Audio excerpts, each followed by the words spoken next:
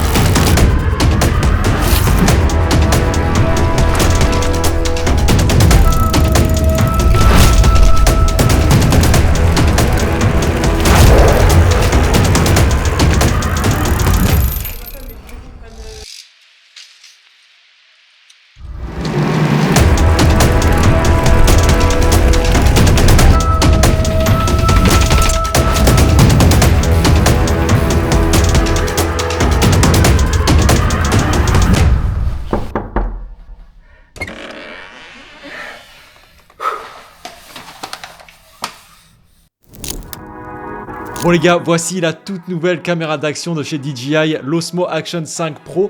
C'est la première fois qu'une caméra d'action chez DJI est catégorisée comme pro. Ça fait à peu près un mois que je l'ai avec moi, que je fais différents tests dessus pour pouvoir aujourd'hui vous faire cette vidéo et vous dire un peu ce que j'en pense.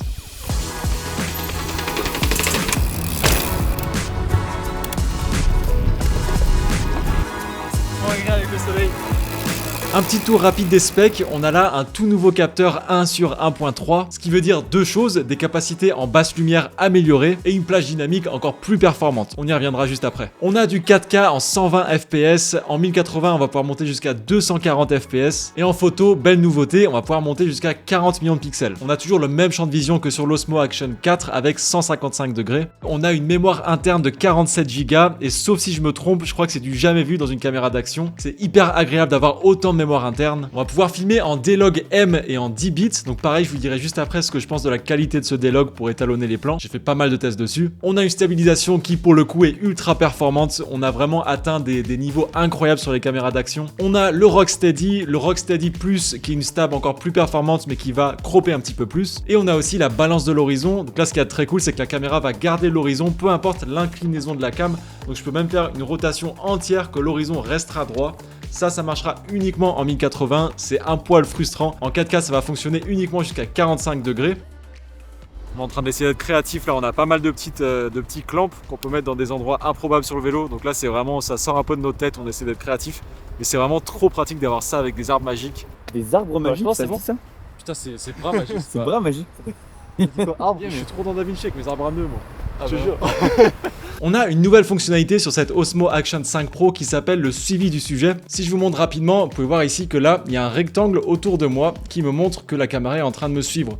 Donc ça en fait, ça va extraire un format vertical, donc parfait pour par exemple faire une story ou un réel. La caméra va automatiquement recentrer l'image sur moi. Ça va nous permettre de suivre et de traquer les sujets avec beaucoup plus de précision. Malgré le fait qu'il y ait 40 millions de pixels sur cette caméra, ce qui est bien plus que ses prédécesseurs, il y a des capacités en basse lumière qui sont vraiment intéressantes. Alors attention, ça reste une caméra d'action et les caméras d'action sont pas réputées pour être performantes en basse lumière. Le capteur est trop petit, mais sur cette caméra, ils ont ajouté une option qui s'appelle Super Night. Je vous mets quelques images à l'écran que j'ai tournées en basse lumière. Comme je vous l'ai dit, rien de révolutionnaire, mais sachant qu'on a beaucoup de pixels dans cette caméra, 40 millions de pixels je le rappelle, ils ont réussi à maintenir de bonnes capacités en basse lumière, donc ça c'est plutôt positif. Au niveau de l'autonomie de la batterie, pour vous donner un ordre d'idée, la séquence que vous avez vue dans l'intro de cette vidéo, on l'a tournée sur à peu près 6 ou 7 heures. On l'a tournée de 11h du matin jusqu'à 18h, et franchement, c'est peu de le dire, mais on a poncé la caméra, on a filmé plein de plans. Surtout, j'ai connecté la caméra à l'application Mimo pour avoir mon retour, pour avoir un moniteur, pour changer un petit peu les réglages et gérer la cam à distance. Bref, on a beaucoup utilisé la batterie. Fin de journée, on avait utilisé qu'une seule batterie et surtout, il restait encore 30% de batterie, ce qui est assez incroyable. Il y a vraiment eu une grosse évolution au niveau de l'autonomie par rapport à l'Osmo Action 4. Les batteries, elles ressemblent à ça.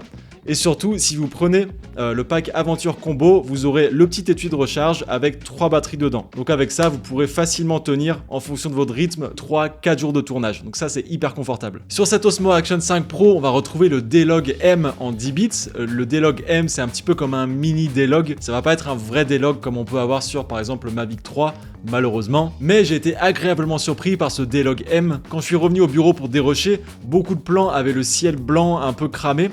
et on a pu rattraper tous les rushs en baissant nos hautes lumières. Pour le coup, j'ai vraiment été bluffé par tout ce qu'on peut rattraper avec ce log. Pareil dans les basses lumières. Ça, c'est un vrai point positif parce que très souvent sur les caméras d'action, on a un rendu qui est trop saturé ou trop contrasté. Là, on peut faire un vrai travail d'étalonnage, donc ça, c'est hyper agréable. On retrouve, comme sur l'Osmo Action 3 et l'Osmo Action 4, le fameux système d'installation aimanté. Ça, c'est quelque chose que j'adore de chez DJI. Si on veut passer du mode horizontal à vertical, on clique de part et d'autre sur les deux petits boutons et on passe en mode vertical.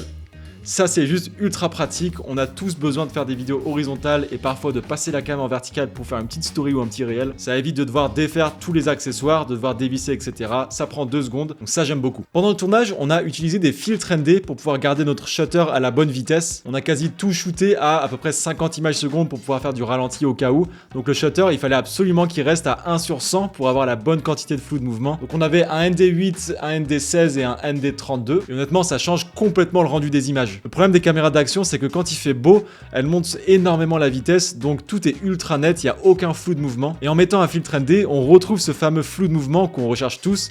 Si on fait par exemple un arrêt sur image ici et qu'on regarde le côté du plan, on voit très bien le flou de mouvement. Ça amplifie le côté vitesse et cinématographique du plan. Donc honnêtement, avoir des filtres ND si vous achetez une caméra d'action, pour moi c'est essentiel, surtout pour vous qui êtes des vidéastes aguerris maintenant. Ce qui est très cool aussi, c'est que vous allez pouvoir prendre les DJI Mic 2 et le connecter directement à la caméra sans avoir de récepteur sur la caméra. La caméra, elle agit directement comme un récepteur. Donc là, vous avez juste à acheter un transmetteur connecté à votre caméra et vous allez pouvoir faire du face caméra ou vlogger tranquillement. Vous avez aussi la possibilité de prendre cette poignée multifonction qui fait trépied en même temps. Vous allez pouvoir connecter la poignée à votre caméra directement, donc ça va recharger votre caméra. Vous allez pouvoir lancer l'enregistrement, utiliser QuickShot. C'est une caméra qui est ultra pratique si vous voulez partir voyager, vlogger un petit peu, avoir un tout petit trépied. Je pense qu'elle va venir beaucoup avec moi sur mes différents voyages pour faire des petits BTS. On n'a pas parlé du prix encore, ça peut être important.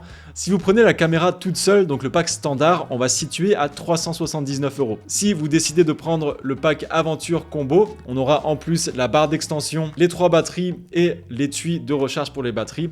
On va se situer à 479 €. Donc si je devais donner mon avis sur cette caméra, est-ce que c'est une cam qui va révolutionner le marché?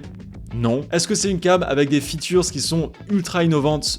Non plus. Par contre, il y a certaines choses que j'aime beaucoup dessus. Une autonomie impressionnante, la mémoire interne de 47 Go, le mode Super Night avec de meilleures capacités en basse lumière, le tout en gardant un capteur à 40 millions de pixels, le nouveau écran OLED qu'il y a sur le devant de la caméra qui lui aussi est tactile et beaucoup plus lumineux, et un D-Log M qui est franchement efficace. Je vous laisse vous faire votre propre avis sur cette caméra, on en discute avec grand plaisir dans les commentaires. J'espère que cette petite séquence d'intro vous a plu, en tout cas on s'est vraiment marré à la faire. Moi je vous dis à la semaine prochaine les potes, prenez soin de vous. Ciao ciao.